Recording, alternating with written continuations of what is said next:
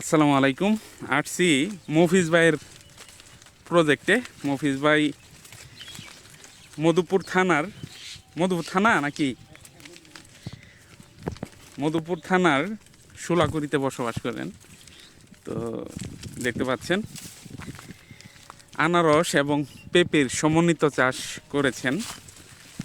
তো পেঁপে কোনটা দেখলাম, ওই যে ওইটা পাখিয়ে খাইছে, এই যে এই পাশে। তো এখন আমরা পেঁপে খাবো। তো এরকম এলাকায় থাকলে অনেক কিছু খাওয়া যায়, টাকা লাগে না আর কি। এই দেখেন পাখি কিন্তু খেয়ে ফেলেছে। এটা পেঁপে পারে না নাকি?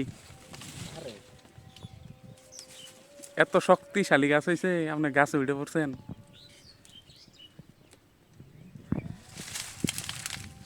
তো এরকম প্রজেক্টে আসলে একেবারে ন্যাচারাল পাকা ফল খাওয়া যায়।